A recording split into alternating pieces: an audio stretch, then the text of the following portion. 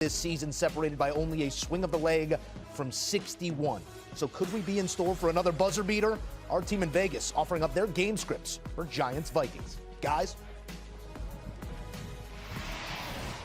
Yes, thank you, Joe Musso. I'm Eric Casillas with Zach Simony, Todd Furman, Kenny White. And this is a game that becomes very interesting. As someone who lives up in the Connecticut, New York, New England area, a lot of Giant fans. My dad's been a Giant fan since, he was a little boy. And all I keep hearing is the Giants are winning this game, like with total confidence. Even here in Vegas, everywhere I go, Giants are going to win the game, Giants are going to win the game, Giants are going to win the game. When they played on Christmas Eve, interesting, 64 completions from the two quarterbacks, which is a shocking outlier of a number. I mean, Justin Jefferson and T.J. Hawkinson had 25 catches for 242 yards and 3 touchdowns, just those two guys. But before we get to props, let's get to either side or total. Todd, you're up first. So for me, this is all about the number. And honestly, EK at +3, it's a lean to the Giants. At -2.5, it's a different handicap here. And when you look at these two teams, I think it's so fascinating to try and see how the game was bet week 16 when these teams played one another. You're talking about a Giants team that opened as a 3-point dog, end up closing in that 4.5 range. It's a 61-yard field goal from Greg Joseph at the bell that leads to a 27-24 decision. But what you can't ignore is the overall health of these two teams and the way things look right now.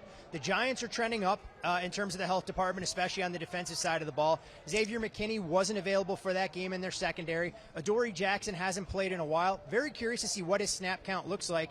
And you look at this team along the defensive line. I mean, Kayvon Thibodeau has shown to have a little bit more metal in terms of rushing the passer, and I think that pays dividends against a Vikings offensive line that, while they will most likely have Garrett Bradbury back for the first time since week 13 when he unfortunately suffered a car accident after their game, there's no Brian O'Neill. There's no backup center as well. And if Bradbury can't go a full game, that puts a real problem into the game plan for what Minnesota wants to do. The other thing is, when you look at this Vikings team, they've struggled to run the football immensely since week 11, 25th in rushing efficiency. Dalvin Cook has looked like a shell of himself, and we've seen Kirk Cousins in some of these spots. I think the Giants will have a slightly better game plan for Justin Jefferson than what they did in the past. But again, it's all about the number. At 3, it's a lean towards the Giants. At 2.5, guys, it's a much different handicap. Yeah, you point out Giants getting healthier on defense.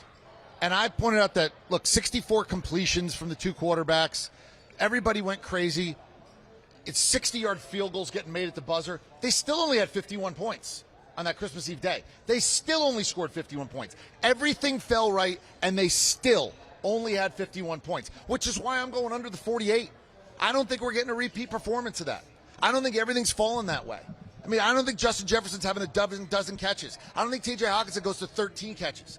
I don't think Daniel Jones throws for mid-300s and plays basically a perfect game. I don't think guys are knocking through 60-yard field goals at the gun. Under 48 is going to be my play in this one, and I'll also sprinkle a little Minnesota money line because I think everybody's a little too happy with the Giants. I know it's $1.55, which is not a great play, but I'll put a little on Minnesota money line, but I like the under in this one. Kenny White. I've been saying for, 10 weeks now, Todd, these lines are just so tight. Yeah, 100%. From my number to what the betting number is, and trying to, figure out some just angles that you can like a team. This is a tough game. I thought the number should be 1.5, 2 in that range for the Minnesota Vikings. The Giants are able to run the football. You know what EK talked about the total the first time. A lot of yards in that football game, but just 51 total points. Now, breaking down these two teams over the last 6 weeks of the season, because that's really what only matters. The Giants have averaged more yards per play offensively, and their defense has allowed less yards per play on the defensive side of the football. Minnesota 13-4 this year, amazing, but they've been outscored by their opponents this year by 3 points. The Giants actually 9-7, and they were outscored by their opponents, but it's rarely seen a team that's 13-4. They've won a lot of close football games. So that you're telling me it's going to be a close football game because that's the way the Minnesota Vikings play. I'll take the 3 points here in this football game and can kind of lean with EK here on under 48. All right, Zach? Yeah, I'm going to take the Giants +3. I think the Minnesota Vikings are the classic regular season overachieving team. Once the postseason gets here, they hit a wall. Kenny touched on it. 5 games this year, they won by 3 points or less. 8-1 at home this year, but they actually gave up more points than they scored. So I think the Giants can look back at a recent game, played on Christmas Eve, tight game. They could have won that game. lost at the buzzer, leaned back on that game, and then usually when a division gets 3 teams into the postseason that the NFC East did, it's that third team that presents a little bit of ATS value unexpectedly. I think the Giants come out, they're going to be aggressive, they're going to have a lead in this game, and they're going to play much better defensively, especially in that secondary. All right. I call this portion of the show Convince Me, right? Because I don't have a prop I love here. I liked Saquon over. I looked at some of the kicking props in terms of total points under, because I like the game under, but I'll just take that 48 under and not mess around. I'm looking for one. Sell me. Why do I need the prop that there's got to be one that we're all going to like? Zach, you're first. I'm going to go with Darius Slayton, over 51.5 yards. Daniel Jones, as far as pass attempts go, he threw for over 40 passes just twice this year. One of those matchups was against the Minnesota Vikings, 42 passing attempts, and he actually threw the ball down the field, averaged 8 yards per completion, looked good, and he was looking for Darius Slayton, who had 4 big catches, 19-yard average per catch, and there's that trust connection that I think carries over to the postseason. We know the Giants receivers, very weak receiving core. Slayton is that guy that he has the trust with. Todd? Yeah, I'm going to stay along the same lines, not with the receiver group for the Giants, but more so with their starting quarterback in Daniel Jones. The Giants came out with an aggressive game plan the first time around. It was throw early, throw often, rather than pound Saquon Barkley into that teeth of the Minnesota Vikings defense.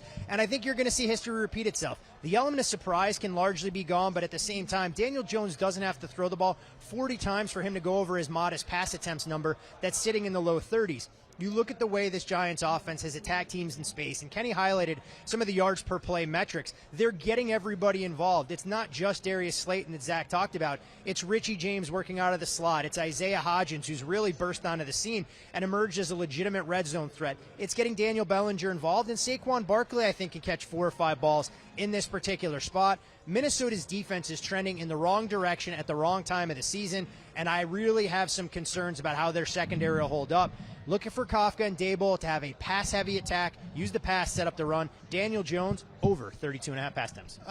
Kenny, how many plays typically in an NFL game? About 110? 115? No, 124. Okay. 124. We're up to Give or that take now? 124, Ken? Yeah, give or take. About give or take a half. .742. 0.7. All right, there you go. Fair enough. What are you doing Median. here? Median. Right, not mean. Median. That's the key. You don't go mean. Don't go average when you do stats. Go median in sports stats. What do you have for prop? I guess Todd and I can both win our bet here. I'm going under passing yards. Daniel Jones, median passing yards per game, 192 for the entire season. Yeah, he had that big 334 at Minnesota the first time, but I'm sure Brian Daboll and the Giants, that's not the way they want to play this football game. They want to be able to run the football. I think Daniel Jones is going to have a big day rushing. I think Barkley will have a big day rushing for the Giants today. So, again, I just don't think that's the way they want to play it. Looking at the passing yards, too. It wasn't even close, some of these games. Going back to Week 13, 200 passing yards, 169, 160. Then you have the Viking game, and then 177 against Indianapolis. Daniel Jones throws in the low 200s in the passing yards. I hope Todd gets his passing attempts over. That's fine. You can get it. Just keep the yards under. And it's a big number. I think it was 230 something, EK, what I went under.